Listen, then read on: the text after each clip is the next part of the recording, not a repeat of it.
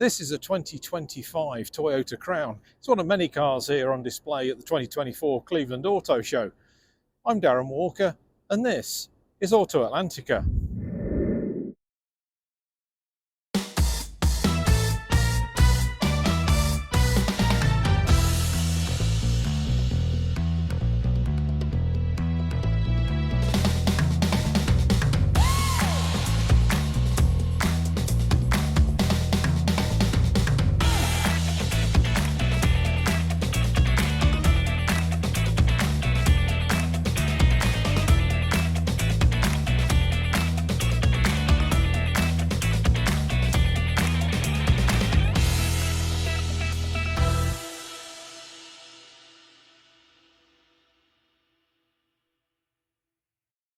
On the Chevrolet stand, here's a Blazer RS.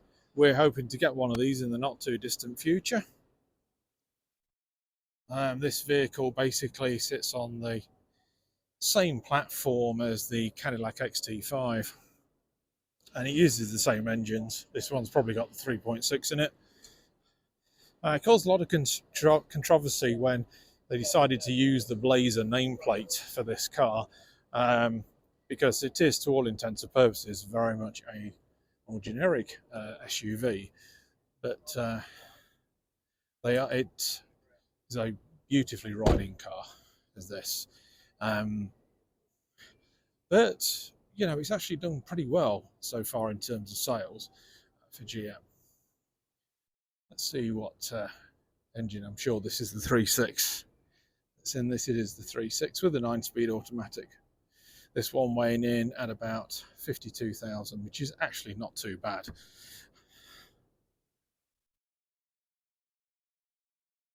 Yeah, it's got a very Lamborghini Urus style to it, and you'll see that especially from the back.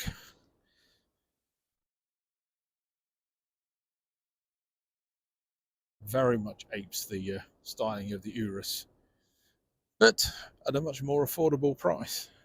This is the Blazer EV RS. It's got an 85 kilowatt hour battery. Range is good. Dependent on the version that you get, the range is good for about 260 to 300 miles.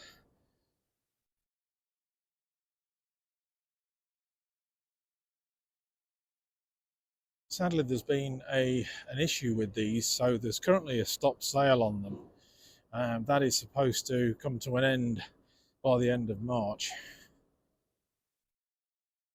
But it's a very attractive EV, uses the same Ultium technology and essentially the same platform as the Cadillac Lyriq.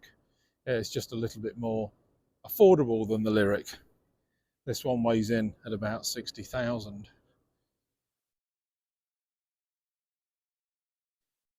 But in my opinion, this is the best looking EV that General Motors produce. I think it's a beautiful car. The Chevrolet Malibu carries on into 2025, pretty much unchanged. It went through some very minor styling updates a couple of years ago, but it's good to see that they're still producing a mainstream sedan, unlike Ford. It's a very attractive car. I've always liked these. Very generic GM inside, but they are beautiful to drive. Engines start with a 1.5 litre turbo with an available 2 litre turbo.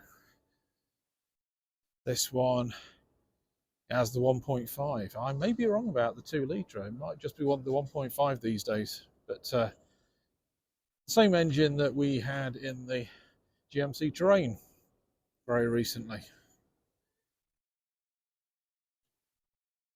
This is a Chevrolet Trax. It's basically the Chevrolet version of the Buick Encore GX that we featured on the channel about a month ago. Same engines, same platform, pretty much same everything. And the Vista, which has just been introduced, which is also on the same platform but slightly longer, but with a smaller engine, is the Chevrolet Trax, which, as I said, is Chevy's version of the Buick Vista. Selling very, very well indeed. These start at 20,000, so very good value. Okay, this is a Chevrolet Corvette C8 Z06. It's got that new 5.5 litre flat plane crank engine. It's the most powerful naturally aspirated engine General Motors has ever produced. Simply beautiful car.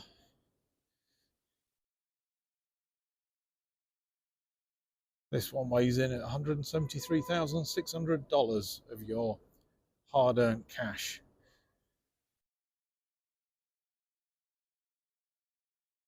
Carbon fibre rear wing and wheels and mirrors on this particular specification. This is the all-new Traverse. This is the largest SUV that Chevrolet offer that's got a unibody. They've replaced the 3.6 with an all-new 2.5 litre turbo that produces 328 horsepower.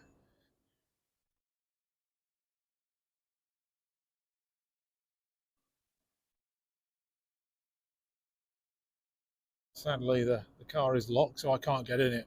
Very, very attractive indeed, as SUVs go. I do love their GM's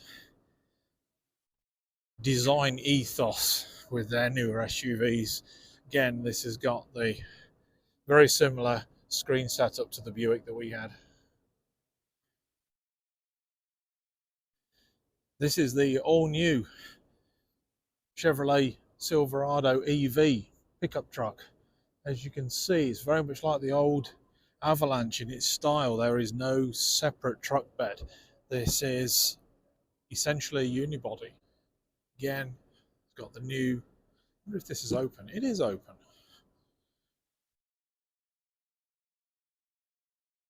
Got the new completely flush screen that goes across, as all new GM products are getting. It's their new design style. This one's got a beautiful glass screen in the roof. And this is what I like. Very nice, wide center console. My Shih Tzus like that as well, because they like to lie in it together.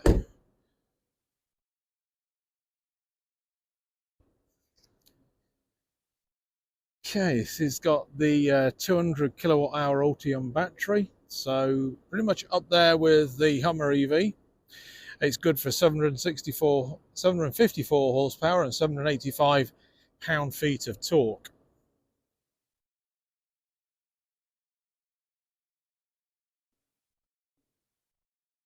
This will charge up to 350 kilowatt.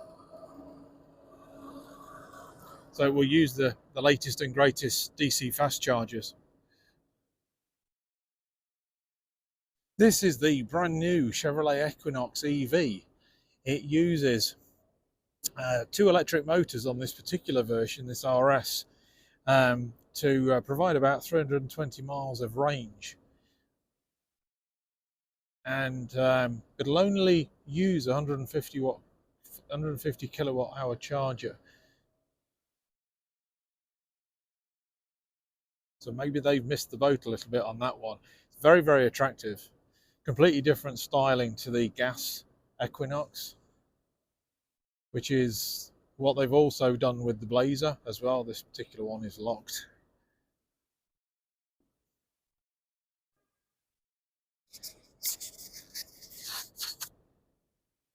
It does have a 18-inch touchscreen that goes across the center of the dashboard there. Chevrolet still offer their Leviathan body-on-frame Tahoe and Suburban models, Suburban being about 1.5 feet longer than the Tahoe. Phenomenal cars. My favourite cars that they produce.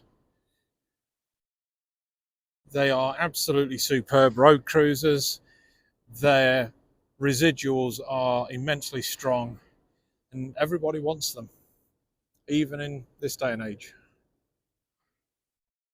And there's a Tahoe version right there, slightly short. All new for 2025 is the 3rd generation GMC Arcadia.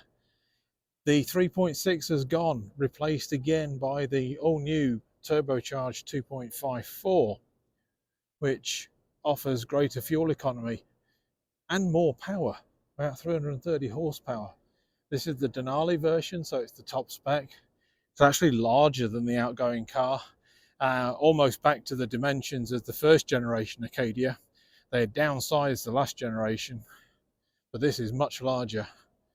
Yeah. Sadly, it's locked. But now this is interesting, a departure. Whether this will be the same on the new terrain, I don't know, but we've got a center horizontal screen and then a more conventional electronic display rather than the one swathe of screen that you're seeing on the Chevrolets and the Cadillacs. I've talked about the Buick Envista, very, very interesting car. This is the stablemate to the Chevrolet Trax. It's a slightly longer version of the Encore GX that we recently drove. This is an Avenir, so it's got the greyed out tail lights. Uses a 1.2 litre inline 3-cylinder, developing about 140 horsepower. Front wheel drive only on these. There's no all-wheel drive option.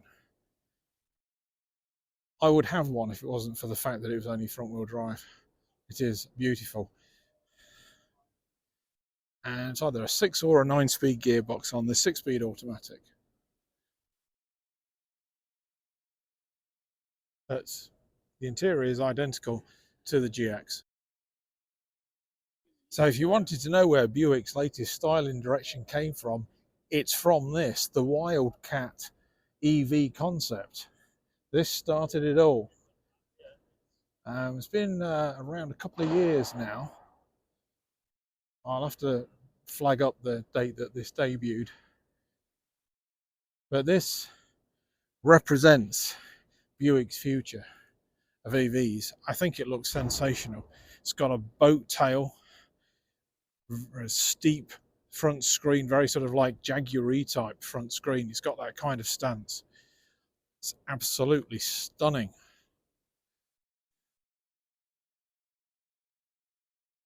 What's interesting is that the Hummer EV SUV seems to be absent, but this is the SUT. This is the big one. This is the Edition 1. This has the full 215 kilowatt hour battery pack. As I explained in a recent video, the SUV is slightly toned down in that respect. This has got about 315 miles of range. It weighs 4.5 tons, which is incredible. But it has launch control, and this girth will propel itself to 60 with launch control in 3.5 seconds. This is Cadillac's new EV flagship, the Escalade EV. All-wheel four-wheel drive, 1000E. That's 1,000 Newton meters of torque. What a phenomenal machine. The vehicle was locked. We're not going to get anywhere near inside it, unfortunately. But on the off chance that one comes to the dealership, I will do my best to get in one so we can feature it on the channel. Truly incredible machine. Specs on this: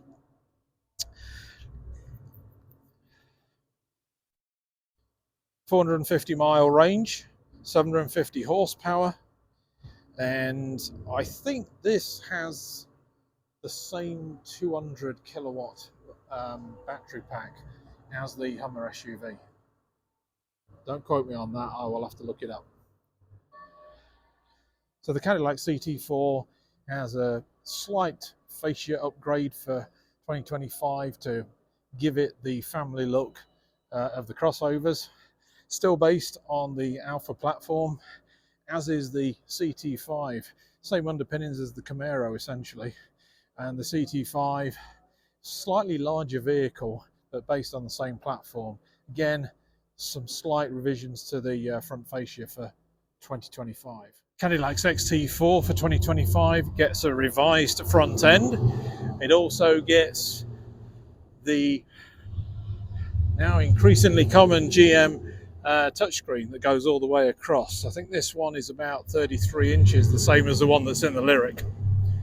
But it still retains the same switchgear, which is no bad thing in my opinion. There's the single piece touchscreen, you can see it there. Gentleman's just got out of the car. It's identical to the one that's in the Lyric. I've always liked the XT4.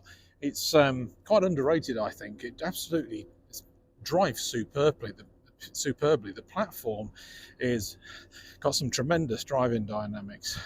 This one is the 2-litre turbo, 350T, 350 on Cadillac nomenclature, means that it produces 350 Newton meters, which is ironic in a country that doesn't use Newton meters. And there's the Escalade, the monster of them all.